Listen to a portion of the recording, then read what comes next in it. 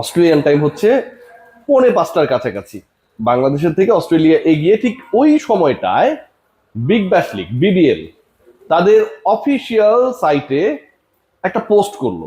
টাইমটা নিয়ে কেন বলছি সেই আলোচনায় আসছে। সেখানে বলা হচ্ছে কুরুইসি Bangladesh speed star Nahid Rana in BBL 16, 16তম বিবিএল আসরে, বিপিএল না বিবিএল আসরে নাহিদ রানাকে তারা দেখতে চায়, দেখতে পাবে কিনা। অফিসিয়ালি যখন বিগ ব্যাশ থেকে এরকম একটা পোস্ট আসে, ঠিক এই পোস্টটা যখন আসে যার একদিন আগে বাংলাদেশ অস্ট্রেলিয়াকে হারিয়েছে, অস্ট্রেলিয়াকে প্রেসার ক্রিয়েট করেছে, ডমিনেট করেছে, কনভিন্সিং উইন এনশিওর করেছে, এবং সেখানটায় নাহিদ রানা অসাধারণ ক্রিকেটীয় দক্ষতা, স্পিড, সুইং, মুভমেন্ট সবকিছু দিয়ে অস্ট্রেলীয় স্বপ্ন এবং ব্যাটিং অর্ডার দুটাই একই সাথে ভেঙে দিয়েছে। তখন বিবিএল থেকে এই পোস্টটা আসা আমার কাছে মনে হয় এক্সপেক্টেড ছিল, কিন্তু যতটুকু এক্সপেক্টেড ছিল তার চাইতে নাহিদ রানাকে নিয়ে অস্ট্রেলিয়া এই মুহূর্তে যে মাতামাতি হচ্ছে, যেভাবে হচ্ছে, যেভাবে অ্যালেক্স কেরি এসে আনুষ্ঠানিক সংবাদ সম্মেলনে একজন পার্টিকুলার ক্রিকেটারকে নিয়ে আলাদা করে আলোচনা করছেন, এটা বাংলাদেশের ক্রিকেট ইতিহাসে আমার কাছে মনে হয় যে সবচেয়ে মধুরতম জায়গাগুলো, মধুরতম ঘটনা প্রবাহগুলোর একটা। কারণ বাংলাদেশি ব্যাটিং ডিপার্টমেন্ট, সাকিব আল হাসান, এদের নিয়ে অনেক আলোচনা হয়, মুস্তাফিজকে নিয়ে অনেক আলোচনা হয়, বাট একজন ক্রিকেটার যিনি কনসিস্টেন্টলি 145+ স্পিডে বল করেন, 150 ছুঁয়ে যান, বডিলি যেভাবে স্লেজ করে প্রতিপক্ষকে বুঝিয়ে দেওয়ার চেষ্টা করেন যে তিনিও আসলে বাংলাদেশের মানুষ হলেও অস্ট্রেলিয়ানদের থেকে কম না, সেই নাহিদ রানা বিগ ব্যাশে খেলার জাস্ট আগ প্রান্তে। ঋষাদকে নিয়ে আমরা দেখেছি যে ঋষাদ কিভাবে খেলেছেন, ডেলিভার করেছেন। বিগ ব্যাশে গিয়ে তিনি যেভাবে বাংলাদেশকে রিপ্রেজেন্ট করেছেন, দ্যাট ওয়াজ আনবিলিভেবল। বিপিএল কে না ওয়েলকাম করে বিবিএল এ চলে গিয়েছিলেন ঋষাদ হোসেন। নাহিদ রানা এই বছরটা যদি শুধুমাত্র দেখেন যে এই বছরে এখন পর্যন্ত হাইয়েস্ট উইকেট টেকার যে কজন রয়েছেন, নাহিদ রানা হচ্ছেন টপ। 20 উইকেট নিয়েছেন নাহিদ, এই 20টা উইকেট নিয়েছেন 7 ম্যাচে। নাহিদ রানার উপরে গত 6 মাসে 2026 সালে তার থেকে বেশি উইকেট শিকারী বোলার পেসার আর কেউ নেই। নাহিদ রানা গতকাল যেভাবে 4 উইকেট নিয়েছেন, ফাইফার না পাবার আক্ষেপ হতে পারে। আগের দুই সিরিজেও নিউজিল্যান্ড এন্ড পাকিস্তানের বিপক্ষে তিনি ফাইফার মেরেছেন।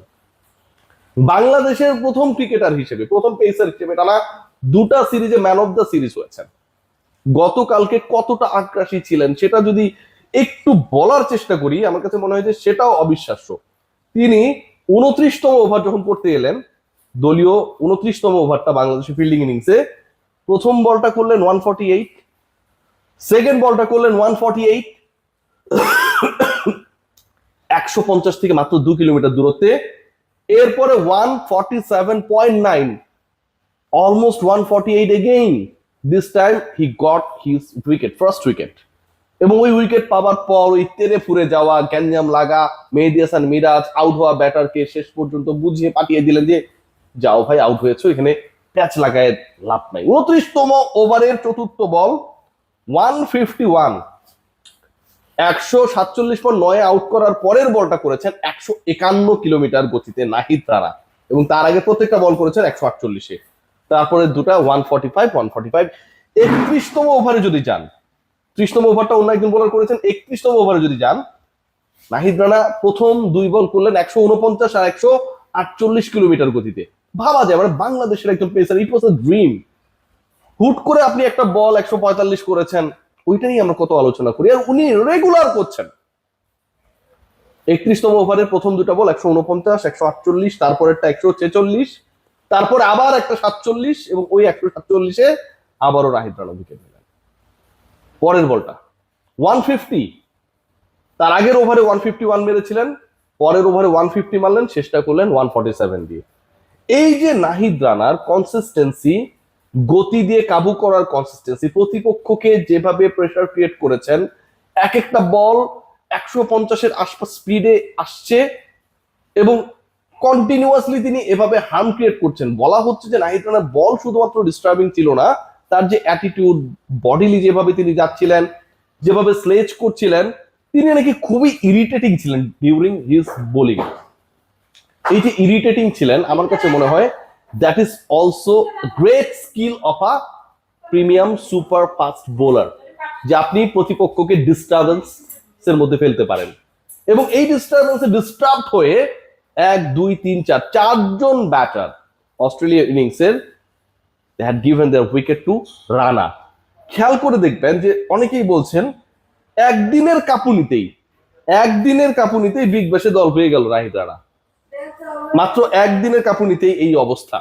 খেয়াল করে দেখবেন নাহিদ রানার এই বোলিং অ্যাগ্রেশন, কনসিস্টেন্টলি উইকেট নেয়া, প্রতিপক্ষের দিকে তেড়ে যাওয়া, বাংলাদেশের বোলিং ইনিংসের সবচেয়ে কনফিডেন্সের নামটা নাহিদ রানা হয়ে গেছে। সেই জায়গাটায় অনেকে ওয়াকের ইউনিসের সাথে তাকে কম্পেয়ার করছে যে শুরুতে কিছুটা এলোমেলো থাকবে, কিছু রানস দেবে, পরবর্তী সময় উইকেট নেবে, এবং প্রতিপক্ষ ultimately they have to count him. Nahid Rana তো সেই কাজটাই করেছেন। একদিনের পারফরমেন্সে বিগ ব্যাশে নাহিদ রানা দল পেয়েছেন কি পেলেন না, সেই ডিসকাশনটাও যদি আমি করি, সেখানটাও কিন্তু একটা খুব চমৎকার ব্যাপার চলে আসে। খেয়াল করে দেখবেন যে নাহিদ রানা গত ম্যাচে 10 ওভার বল করেছেন, 41 রান দিয়েছেন, 4টা উইকেট পেয়েছেন, ভালো কথা, অস্ট্রেলিয়ার বিপক্ষে পেয়েছেন।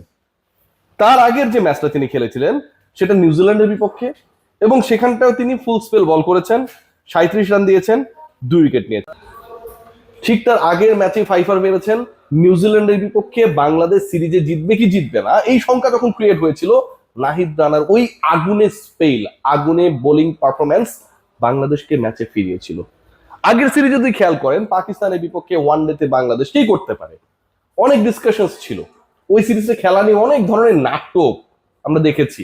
ওয়ানডে আগে খেলবে, পরে খেলবে টেস্ট, এরকম অনেক ন্যাকামির পরে বাংলাদেশ পাকিস্তান যখন মুখোমুখি হলো, নাহিদ রানা যেন রাওয়ালপিন্ডি 2 বছর আগের পারফরমেন্সকে পুনরাবৃত্তি করলেন, অনুবাদ করলেন মিরপুরের হোম অফ ক্রিকেটে।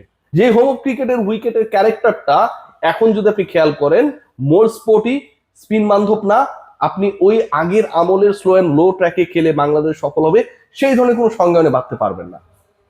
8 উইকেট ওই সিরিজে, পাকিস্তানের বিপক্ষে সিরিজের ম্যান অফ দ্য সিরিজ, নিউজিল্যান্ডের বিপক্ষে সিরিজে man of the series, and Nahid Rana right now he is loading his another man of the series award against Australia. আপনি ভাবতে পারেন যে অস্ট্রেলিয়ার বিপক্ষে বাংলাদেশ খেলছে, প্রথম ম্যাচে বাংলাদেশ জিতেছে, জয়ের পর দিন বিবিএল থেকে পোস্ট এসেছে, নাহিদ রানাকে তারা দেখতে চায়, অ্যালেক্স ক্যারি এটা নিয়ে কথা বলেছে, এবং রেস্ট অফ 2 ম্যাচেস, মানে পরের 2 ম্যাচের মধ্যে যদি রানা একটাতে অন্তত 5 মেরে দেন, অথবা 2 ম্যাচ মিলে যদি 5-6টা উইকেট নিয়ে নেন, হ্যাটট্রিক সিরিজে hat-trick man of the series হবে Nahid Rana. What a performance! এরকম performance from a express bowler বাংলাদেশের ক্রিকেট ইতিহাসে আমার কাছে মনে হয় যে এটা একটা স্বপ্নের মতো। গতকাল আমার কন্টেন্টে একটা আলোচনা করেছিলাম যে নাহিদ রানার মতো একজন বোলার আমরা স্বপ্নে দেখতাম, যেরকম 150-এর কাছাকাছি বল করবে, ব্যাটাররা ভয় পাবে, দ্রুত গতির সেই বোলার বাংলাদেশের ক্রিকেটে কখনো আসবে, এবং স্বপ্নেও সেই স্বপ্ন পূরণ হবে সেই চিন্তা আমরা করি নাই। But that dream has come true.